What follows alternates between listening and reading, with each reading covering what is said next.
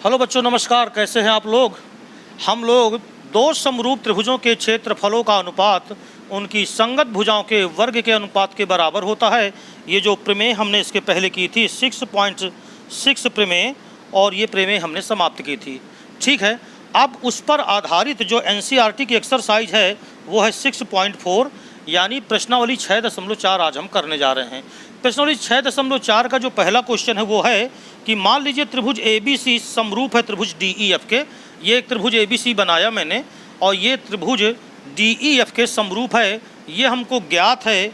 कह रहा है कि इनके जो क्षेत्रफल हैं क्रमशः 64 सेंटीमीटर स्क्वायर।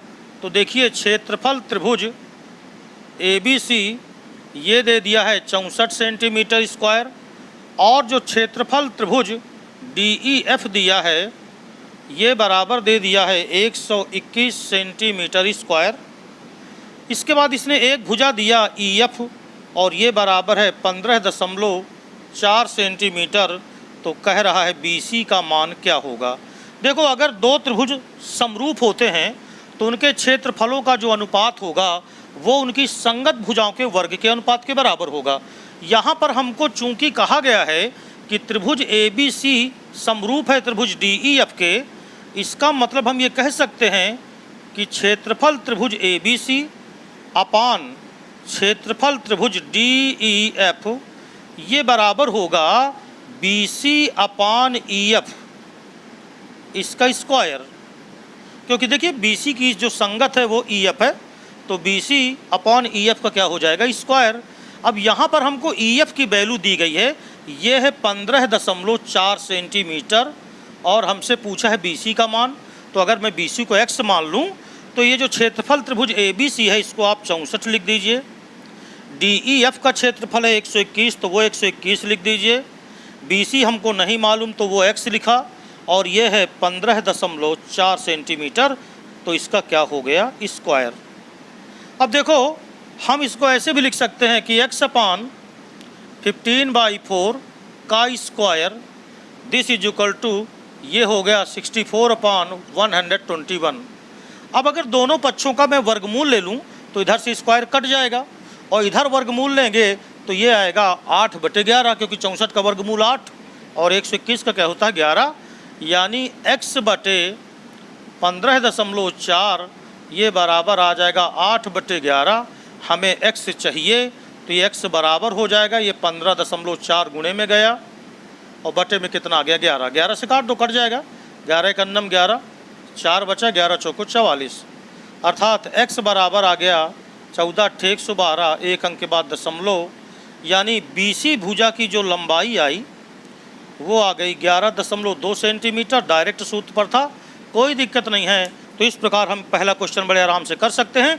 चलिए देखते हैं क्वेश्चन नंबर दूसरा किस तरह होगा। देखिए, दूसरा जो क्वेश्चन है इसका वो क्या कह रहा है, एक समलंब ABCD है जिसमें AB को समांतर कहा गया है DC के, यानी AB रेखा ये DC के क्या है, समांतर है।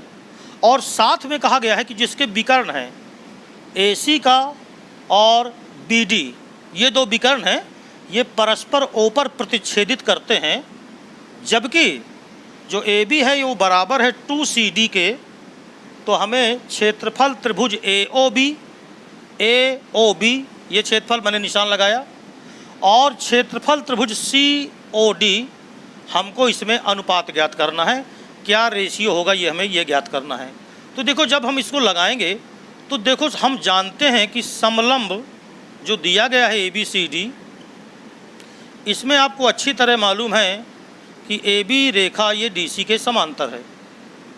अब AB रेखा DC के अगर समांतर है, देखो तो दो समांतर रेखाओं को कोई तिर्यक रेखा काटे अगर, तो ये जो कोण होते हैं एकांतर कोण, ये आपस में क्या होते हैं, बराबर। यानी कोण एक अगर मैं कहूँ B वाले को और दो कोण कहूँ मैं D वाले को, तो कोण एक तथा कोण दो ये आपस में क्या हो जाएंगे, बराबर। यानी हम ये कह सकते हैं कि अगर AB समांतर है DC के, तो यहाँ पर हम BD को तिर्यक रेखा के रूप में ले लें, तो BD ये तिर्यक रेखा है। दो समांतर रेखाओं को कोई तिर्यक रेखा काटती है तो उनके एकांतर कोण बराबर होते हैं, इसलिए जो कोण एक होगा वो बराबर कोण दो के होगा, क्योंकि ये कोण कैसे कोण है, एकांतर कोण है। राइट है। अच्छा, इसी तरह हम चाहें तो इन दोनों कोणों को भी दिखा सकते हैं, या हम चाहें तो देखिए ये जो शीर्षाभिमुख कोण है इसे भी दिखा सकते हैं। अगर इसको 3 कह दें और इसको 4 कह दें तो कोण 3 बराबर भी कोण 4 हम कह सकते हैं, तथा कोण जो 3 है वो बराबर कोण किसके है, 4 के। ये कैसे कोण है, शीर्षाभिमुख कोण। तो अगर आप ध्यान से देखो, जो कोण 1 है वो ऊपर वाले त्रिभुज AOB में है, और जो कोण 2 है वो COD में है, तो एक एक कोण ये बराबर हो गए। दूसरा कोण जो 3 है वो ऊपर त्रिभुज AOB में है, और जो कोण 4 है वो COD में है, तो दो कोण तो देखिए आपके बराबर हो गए। तो इसका मतलब ये हो गया कि इसलिए हम ये कह सकते हैं कि कोण या तो पहले आप ऐसे लिख लो कि त्रिभुज AOB तथा त्रिभुज COD में कोण 1 बराबर कोण 2 हो गया, कोण 3 बराबर कोण 4 हो गया। हम जानते हैं कि दो त्रिभुजों में अगर दो कोण बराबर हों, संगत कोण बराबर हों, तो वो कोण समरूपता से त्रिभुज समरूप होते हैं। इसलिए कोण समरूपता से, या आप इसको शॉर्टकट में AA भी लिख सकते हो, तो कोण समरूपता से त्रिभुज AOB ये समरूप हो गया त्रिभुज COD के। जब दो त्रिभुज समरूप होते हैं तो उनकी संगत भुजाओं में जो अनुपात होता है वो क्या होता है, बराबर होता है।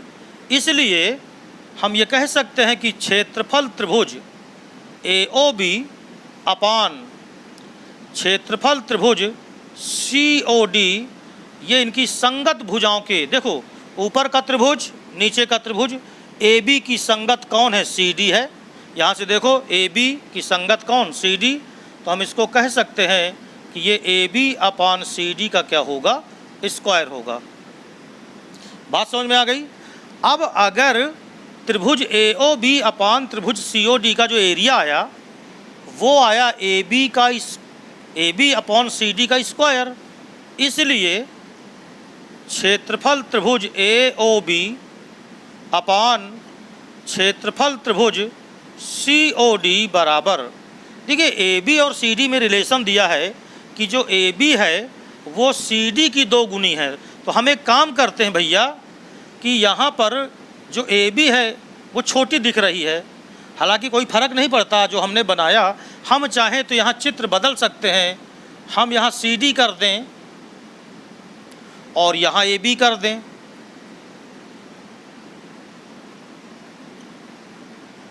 ये देखिए, तो जो AB है ना वो CD का कै गुना लग रही है, 2 गुना लग रही है। बात समझ में आ गई। अब हम इनको भी चेंज कर सकते हैं, कोण 2 बराबर कोण 1 लिख दें, कोण जो 4 है उसको हम कोण 3 के बराबर भी लिख दें, तो कोई प्रॉब्लम नहीं है, सिर्फ हमने नंबर चेंज किया। तो इस प्रकार ये दोनों क्षेत्रफल का जो अनुपात होगा वो AB का स्क्वायर अपान CD का स्क्वायर, मगर AB 2CD के बराबर है, तो आप AB हटा के वहाँ 2CD लिख दो और यहाँ CD लिख दो, तो इसका क्या हो गया, स्क्वायर। बात समझ में आ गई। CD से CD अगर कैंसिल करोगे तो ये आ गया 4/1, यानी कहने का मतलब ये है कि जो क्षेत्रफल त्रिभुज AOB अनुपाते क्षेत्रफल त्रिभुज COD आया, ये आया 4/1, और यही क्या हो गया, आंसर।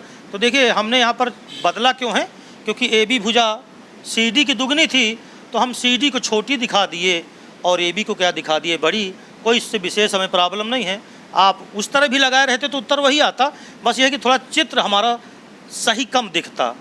हालांकि मैथमेटिक्स में अगर हम छोटी रेखा भी खींचे हैं मगर उसको 5 सेंटीमीटर अगर लिख दे तो 5 ही मानी जाएगी। तो ये क्वेश्चन नंबर कौन सा हो गया, दूसरा, तो इससे हमें कोई प्रॉब्लम नहीं है। अब इसके बाद हम देखते हैं क्वेश्चन नंबर तीसरा। देखिए तीसरा क्वेश्चन क्या दिया हुआ है, एक चित्र बना हुआ है बुक में, कहा है एक ही आधार BC पर, ये BC देखिए ये यहाँ पर है, एक ही आधार BC पर 2 त्रिभुज बने हैं। एक का नाम है त्रिभुज ABC, ये दिख रहा है आपको, और दूसरे त्रिभुज का नाम है DBC, ये 2 त्रिभुज बने हैं, एक ही आधार पर है ये। और जो AD है, ये जो AD खींची गई है ये इस BC को ऊपर काट रही है, राइट है। तो सिद्ध करो कि एरिया ऑफ त्रिभुज ABC, इस त्रिभुज ABC का जो एरिया होगा उसका अनुपात अगर हम लें त्रिभुज DBC के साथ तो कहता है वो बराबर होगा AO अपान कितना DO। तो देखो अगर मुझे ABC का क्षेत्रफल चाहिए तो मैं अगर आधार BC लूँगा तो BC पर मुझे लंब चाहिए, क्योंकि यहाँ पर समरूपता तो किसी त्रिभुज में दिख नहीं रही और ना इसको समलंब कहा गया है कि हम कोई कोण बराबर कर लें। तो मैं क्या करता हूँ कि यहाँ से एक लंब डाल देता हूँ, नाम रखा मैंने AD नहीं रख सकता, AL रखा, और एक लंब यहाँ D से डाल दिया ऐसे और इसका नाम रखा DM। तो मैंने एक रचना कर लिया और रचना में मैंने AL लंब खींचा BC पर। तो रचना में हमने क्या किया कि AL लंब BC तथा उधर से मैंने DM लंब BC खींचा, ये मैंने लंब खींच लिया। अब जरा आप गौर से देखो, जब इसकी उत्पत्ति हम करेंगे तो त्रिभुज अगर मैं ले लूँ AOL तथा त्रिभुज ले लूँ मैं, देखो इधर AOL और त्रिभुज ले लूँ DOM, ये दो त्रिभुज मैंने लिया, त्रिभुज DOM। इन दोनों त्रिभुजों में अगर आप ध्यान से देखें तो मैं नंबरिंग डाले देता हूँ, कोण 1 बराबर कोण 2 के, क्योंकि ये प्रत्येक कितने कितने अंश के हैं, 90-90 अंश के। तो मैं कह दूंगा कोण 1 बराबर कोण 2, ये प्रत्येक कोण 90-90 डिग्री के हैं। राइट है, आप नाम लेना चाहेंगे तो ऐसे नाम लेंगे ALO, उसी को नंबर 1 कह दिया। और जो शीर्षाभिमुख कोण बन रहे हैं यहाँ पर, इसका नाम 3 रखा और इसका नाम 4 रख दिया। यानी कोण जो AOL है वो बराबर होगा DOC के, क्योंकि ये कैसे कोण है, शीर्षाभिमुख कोण। तो हम इनके नंबरिंग डाल चुके हैं। तो कोण 3 बराबर कोण 4, ये हो गए शीर्षाभिमुख कोण। तो जब दो त्रिभुजों में दो दो कोण बराबर होते हैं तो त्रिभुज समरूप हो जाएंगे। इसलिए AA समरूपता से त्रिभुज AOL ये समरूप हो गया त्रिभुज DOM के। ये वाले त्रिभुज AOL और DOM समरूप हो गए। जब ये दोनों त्रिभुज समरूप होंगे तो इनकी संगत भुजाओं में अनुपात बराबर होगा। यानी AL का अनुपात जो होगा DM के साथ, देखिए संगत भुजा कैसे, AL और यहाँ DM, ये बराबर ही होगा AO का अनुपात DO के साथ। यानी AO अपान क्या लिख सकते हैं, DO। ये जानकारी हमें मिल गई। हमने इन दोनों त्रिभुजों को समरूप करके इनकी संगत भुजाओं में क्या कर लिया, अनुपात बराबर कर लिया। इतनी बात समझ में आ गई। अब इसके बाद देखो, यहाँ पर अगर मैं आपसे कहूँ कि चलो त्रिभुज ABC का क्षेत्रफल क्या होगा ये देखें, यानी मैं पहले क्षेत्रफल लिख देता हूँ। तो क्षेत्रफल त्रिभुज ABC बराबर 1/2 आधार BC और आधार BC पर लंब कौन है, AL। इसी तरह अगर क्षेत्रफल त्रिभुज DBC निकालूं तो इसमें भी आधार है BC, मगर लंब इसमें मैंने DM खींचा है रचना से। इसलिए क्षेत्रफल त्रिभुज ABC अपान क्षेत्रफल त्रिभुज DBC ये बराबर होगा 1/2 इंटू BC इंटू AL अपान 1/2 इंटू BC इंटू DM। तो ये तो कैंसिल हो गए, बराबर आया AL अपान DM। मगर हम जानते हैं कि जो AL अपान DM है वो बराबर है AO अपान DO। तो हम यहाँ पर लिख सकते हैं AO अपान DO। और देखिए यही आपको क्या करना था, सिद्ध करना था। ये हमने समीकरण 1 से लिखा था। समीकरण 1 से हमें मालूम है कि जो AL अपान DM है वो बराबर ही है AO अपान DO। तो बहुत ही इजी क्वेश्चन था ये भी। तो इस प्रकार इस क्वेश्चन को हम करेंगे। और चलिए अब हम देखते हैं अगला क्वेश्चन नंबर 4। जो चौथा क्वेश्चन है देखिए क्या कह रहा है, यदि दो समरूप त्रिभुजों के क्षेत्रफल बराबर हों। जैसे मान लीजिए मैंने दो त्रिभुज यहाँ बनाया, एक त्रिभुज का नाम लिखा ABC, ये हो गया ABC, और दूसरे त्रिभुज का नाम लिखा मैंने PQR, ये हो गया PQR। तो ये दोनों त्रिभुज समरूप हैं और इनके क्षेत्रफल आपस में क्या है, बराबर हैं। यानी हम ये कह सकते हैं कि त्रिभुज ABC ये समरूप है त्रिभुज PQR, एक तो हमें ये मालूम है, तथा साथ में कहा गया है कि त्रिभुज ABC का क्षेत्रफल ये बराबर है त्रिभुज PQR का क्षेत्रफल। दो चीज़ें हमें ये देखो पता हैं, एक तो ये पता है कि दोनों त्रिभुज क्या हैं, समरूप हैं, और दूसरी चीज़ ये मालूम है कि दोनों त्रिभुजों के क्षेत्रफल आपस में क्या हैं, बराबर हैं। हमें सिद्ध करना है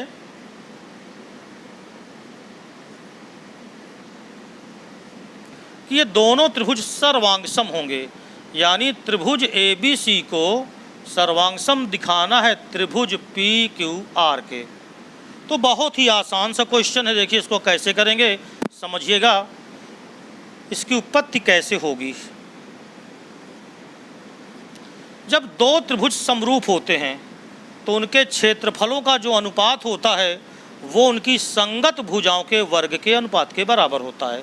अब यहाँ पर चूंकि हमें कहा गया है कि जो त्रिभुज ABC है वो समरूप है त्रिभुज PQR के, इसका मतलब ये हो गया कि हम ये कह सकते हैं कि क्षेत्रफल त्रिभुज ABC अपान क्षेत्रफल त्रिभुज PQR ये बराबर होगा इनकी संगत भुजाएं AB की संगत PQ का स्क्वायर, ये बराबर ही होगा BC अपान QR का स्क्वायर, ये बराबर ही होगा AC अपान QR का स्क्वायर।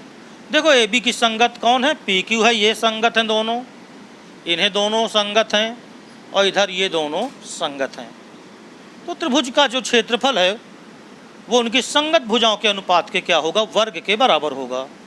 परंतु हमें पता है कि जो क्षेत्रफल त्रिभुज ABC है ये बराबर ही है क्षेत्रफल त्रिभुज PQR के।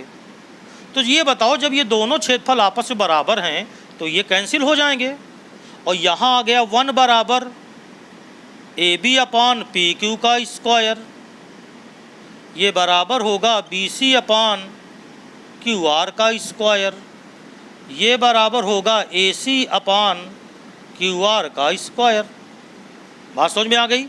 तो देखो AB का स्क्वायर अपान PQ का स्क्वायर, ये सारे जो स्क्वायर हैं भुजाओं के अनुपात जो दिए हैं वो सब एक के बराबर हैं, यानी अलग अलग एक के बराबर कर सकते हैं, या हम ये कह सकते हैं कि AB अपान PQ का स्क्वायर ये बराबर एक है, अर्थात AB अपान PQ ये बराबर एक है। अर्थात हम ये निकाल सकते हैं यहाँ से कि जो AB भुजा है वो भुजा PQ के क्या हुई, बराबर। तो जैसे आपने AB को PQ के बराबर कर लिया वही चीज़ तो यहाँ पर भी है। तो इसी प्रकार हम ये कह सकते हैं कि जो BC होगी वो QR के बराबर, और जो AC होगी वो किसके बराबर, PR के बराबर। अब देखिए तीन रिलेशन है यहाँ पर आ गए भुजाओं में। त्रिभुज ABC की जो तीनों भुजाएं हैं AB, BC और AC, ये दूसरे वाले त्रिभुज PQR की भुजाओं PQ, QR और PR इन भुजाओं के क्या हैं, बराबर हैं। तो हमें जानते हैं कक्षा 9 में हम पढ़ चुके हैं कि जब दो त्रिभुजों में तीनों संगत भुजाएं एक दूसरे के बराबर होती हैं तो त्रिभुज सर्वांगसम होते हैं, यानी SSS सर्वांग समता से हम ये कह सकते हैं कि त्रिभुज ABC ये सर्वांगसम होगा त्रिभुज PQR के। और देखिए यही हमें क्या करना था, सिद्ध करना था। तो बहुत ही आसान सा क्वेश्चन ये भी है। तो चलिए अब हम देखते हैं अगला क्वेश्चन क्या। पांचवा क्वेश्चन क्या है, देखिए एक त्रिभुज ABC की भुजाओं, एक त्रिभुज है देखिए ऐसे, ये त्रिभुज ABC है। इस त्रिभुज ABC की भुजाओं AB, BC तथा CA, इनके जो मध्य बिंदु हैं वो हैं D, E तथा F। तो कह रहा है त्रिभुज DEF, ये देखिए इसको मिला दें अगर हम, तो D, E और F, इस त्रिभुज का क्षेत्रफल का अनुपात त्रिभुज ABC के क्षेत्रफल से ज्ञात करना है। तो देखिए हमें ये मालूम है, जो हमें ज्ञात है, तो वो एक लाइन हमें है कि त्रिभुज ABC में D, E तथा F क्रमशः भुजाओं AB, BC और CA के मध्य बिंदु हैं। AB, BC तथा CA के क्या हैं? मध्य बिंदु हैं। CA के मध्य बिंदु हैं। ये है, हमें सिद्ध करना है, सिद्ध नहीं करना, हमें क्षेत्रफल त्रिभुज DEF अनुपाते क्षेत्रफल त्रिभुज ABC का मान ज्ञात करना है। ये क्वेश्चन है। देखिए सबसे पहली बात तो आप ये सोचो कि जो DE है, ये D है किसका मध्य बिंदु? ये D किसका मध्य बिंदु है बताइए आप? ये D मध्य बिंदु है AB का, और जो F मध्य बिंदु है वो किसका है? AC का। तो यहाँ पर चूँकि जो D है वो AB का तथा जो F है वो AC का क्या है? मध्य बिंदु है। आपने कक्षा 9 में पढ़ी होगी कि ये कक्षा 10 में ही पढ़ी आपने कि किसी त्रिभुज में, किसी त्रिभुज की दो भुजाओं के मध्य बिंदुओं को मिलाने वाली रेखा तीसरी के समांतर होती है और लंबाई में क्या होती है? आधी होती है। इसका मतलब ये हो गया कि जो DF है ना, वो हो जाएगी BC के समांतर, तथा ये DF ये बराबर हो जाएगी 1/2 BC के। ये हमें जानकारी मिल गई। आपको बात समझ में आ गई होगी कि ये मध्य बिंदु है AB का, और जो F है वो मध्य बिंदु किसका है? AC का। तो इसका मतलब ये हो गया कि जो DF समांतर, राइट, तो समांतर भी हो गई और लंबाई में क्या हो गई? आधी हो गई। इतनी बात समझ में आ गई। तो अगर मैं इसको कोण 1 कह दूं और इसको कोण 2 कह दूं, तो जो कोण 1 है वो कोण B के बराबर होगा, संगत कोण हो गए अब, और जो कोण 2 होगा वो कोण C के बराबर होगा, क्योंकि जब समांतर रेखा है DF तो एक संगत कोण क्या होंगे? बराबर होंगे। इसलिए कोण 1 ये बराबर कोण B होगा, तथा जो कोण 2 है वो बराबर होगा कोण C के। अब देखो ये 1 और 2 ये त्रिभुज ADF के कोण हैं, और जो B और C हैं वो त्रिभुज ABC के कोण हैं। तो दो कोण ही बराबर हो जाएं तो उसको AA समरूपता कहते हैं। इसलिए हम कह सकते हैं कि AA समरूपता से जो त्रिभुज है ADF ये समरूप हो गया त्रिभुज किसके? ABC के। इतनी बात आपको समझ में आ गई कि जो ADF है वो समरूप हो गया त्रिभुज ABC के। अब जरा सुनो ध्यान से, आपने कहा कि ये रेखा इसके समांतर है, यहाँ पर आप बता रहे हो कि ये रेखा इसके समांतर है। तो अगर आप ध्यान से देखो तो जो ये रेखा है EF, ये E AC का मध्य बिंदु है और जो E है वो BC का मध्य बिंदु है। तो देखो चूँकि ई AC का तथा ई AC का नहीं BC का है, ई BC का, ये है ई, ये किसका मध्य बिंदु? BC का, राइट है। और जो F है वो AC का मध्य बिंदु है, वो AC का क्या है? मध्य बिंदु है। इसका मतलब ये हो गया कि जो EF है ये समांतर हो गई किसके? AB के। और ये EF ये बराबर हो गई 1/2 AB, यानी ये रेखा तीसरी के समांतर हो गई और लंबाई में क्या हो गई? आधी हो गई। इतनी बात समझ में आ गई आपको?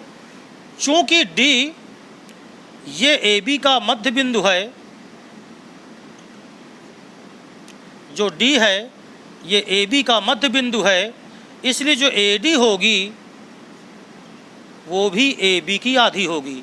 ये जो AD होगी वो भी AB की क्या होगी? आधी होगी। तो देखो ज़रा, ये जो EF है ये भी AB की आधी है और ये जो AD है ये भी AB की आधी है।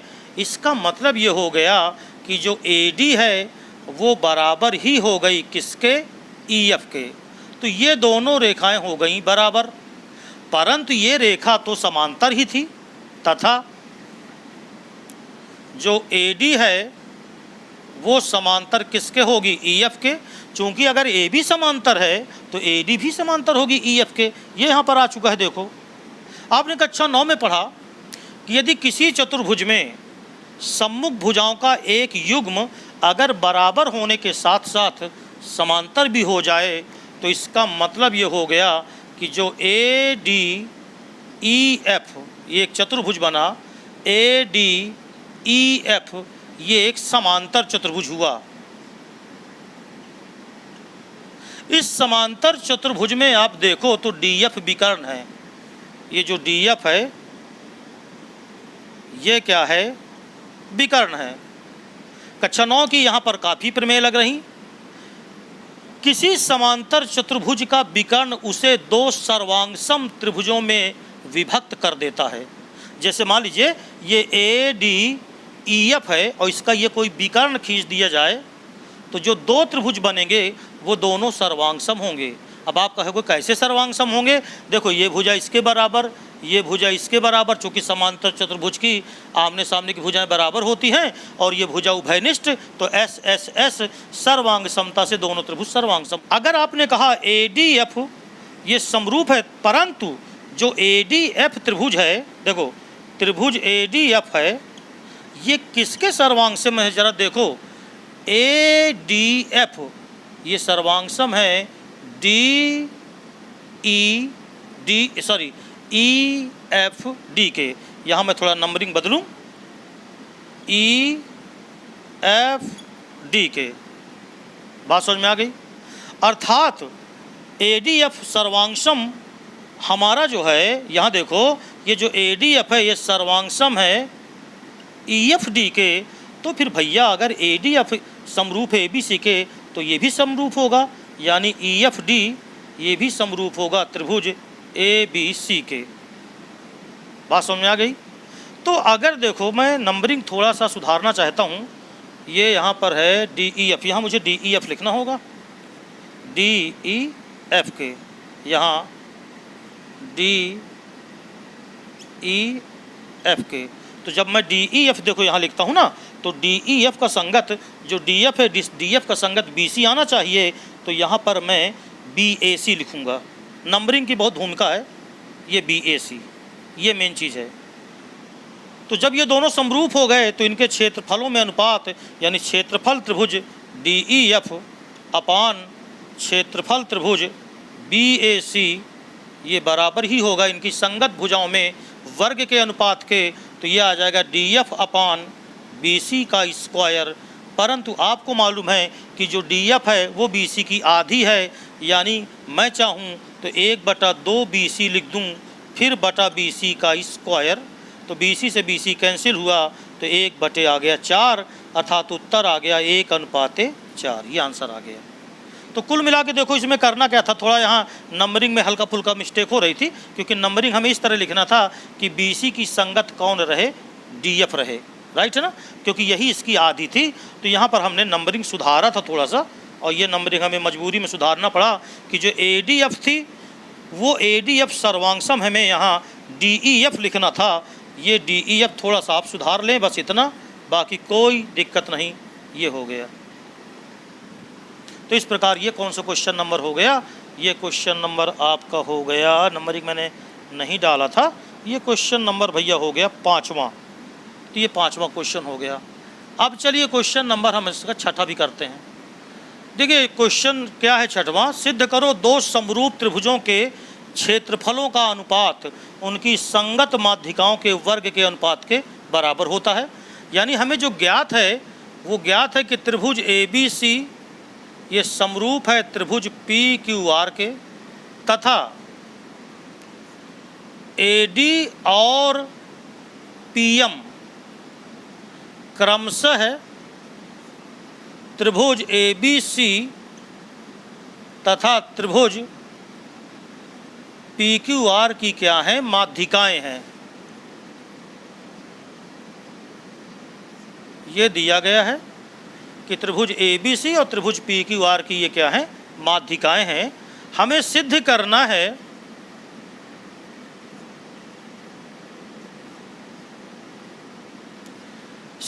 है कि क्षेत्रफल त्रिभुज ABC अपान क्षेत्रफल त्रिभुज PQR ये बराबर ही होगा AD अपान PM का स्क्वायर।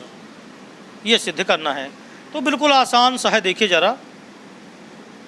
सबसे पहले तो आप एक चीज़ ये देखो कि त्रिभुज ABC ये समरूप है त्रिभुज PQR के।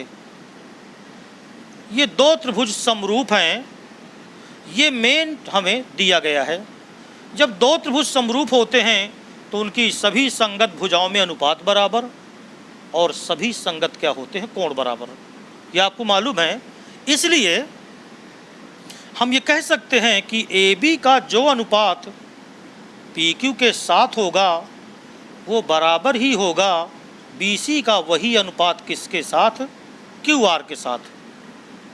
मगर हम चाहें तो इसको ऐसे लिख सकते हैं कि AB का अनुपात PQ के साथ ये बराबर ही होगा BC/2 कर दो, और यहाँ QR/2 कर दो, कोई फर्क नहीं पड़ेगा क्योंकि आपने दोनों में बटा 2 लगाया। अर्थात हम इसको लिख सकते हैं AB अपान PQ बराबर, देखो BC का आधा BD होगा, क्योंकि ये माध्यिका है तो D मध्य बिंदु होगा, और जो QR का आधा है वो QM होगा, क्योंकि ये माध्यिका है PM तो ये मध्य बिंदु होगा। तो हम इसकी जगह पे लिख सकते हैं BD अपान कितना, QM। आप चाहें तो कोष्टक में लिख सकते हैं कि चूंकि AD तथा PM माध्यिकाएं हैं, और ये ऊपर लिखा हुआ है आपके पास, यहाँ मैं लिख चुका हूँ ज्ञात है में। तो देखो हमको एक चीज़ जानकारी मिल गई कि जो AD अपान PQ है ये बराबर है BD अपान किसके, QM के। देखो AB अपान PQ ये बराबर आई BD अपान QM, और चूँकि त्रिभुज समरूप हैं तो कोण B कोण Q के बराबर होगा। तो हमें ये तो पता ही है कि कोण B कोण Q के क्या होगा, बराबर। ये क्यों बराबर है, चूँकि त्रिभुज ABC को समरूप कहा गया है त्रिभुज PQR के। अब जरा गौर से देखो, AB/PQ बराबर BD/QM, और बीच का कोण बराबर। इसका मतलब है कि SAS समरूपता से ये त्रिभुज ADB समरूप हो जाएगा त्रिभुज PMQ के।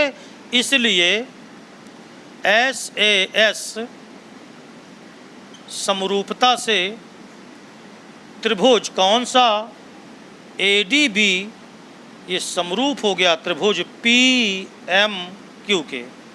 जब दो त्रिभुज समरूप होते हैं तो उनकी संगत भुजाओं में अनुपात बराबर होता है। इसका मतलब ये हो गया कि AB अपान जो PQ का अनुपात होगा वो बराबर ही होगा BD चाहे आप कहो AD ओ अपान कितना PM।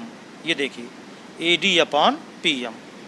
अब जरा सोचो कि ये जो त्रिभुज हैं, चूंकि त्रिभुज ABC ये समरूप था त्रिभुज PQR के, तो जब दो त्रिभुज समरूप होते हैं तो उनके क्षेत्रफलों का अनुपात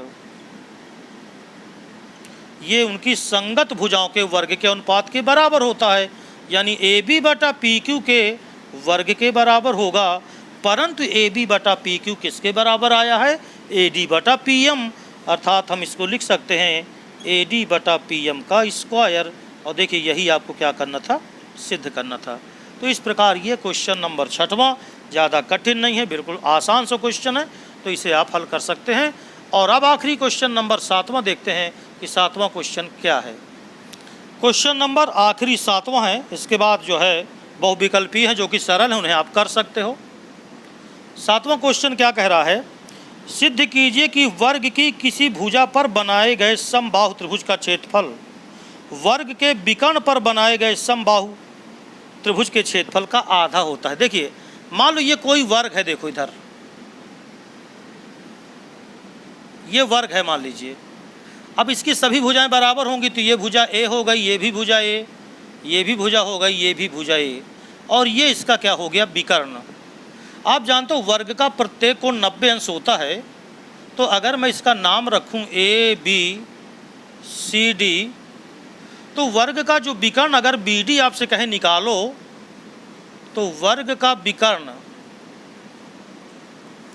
BD बराबर, अब BD निकालने का क्या तरीका है? BD कर्ण का काम कर रही है, तो BD बराबर क्या होगा? अंडर रूट के अंदर A square plus A square, ये पाइथागोरस प्रमेय है। कर्ण का वर्ग शेष दोनों भुजाओं के वर्गों के योगफल के बराबर होता है। तो जो विकर्ण आया BD वो आ गया अंडर रूट के अंदर 2A का स्क्वायर, यानी ये बराबर आ गया A अंडर रूट 2, ये वर्ग का विकर्ण आ गया। अब कह रहा है वर्ग की किसी भुजा पर बनाए गए समबाहु त्रिभुज का क्षेत्रफल। तो अगर मैं ये कहूँ कि वर्ग की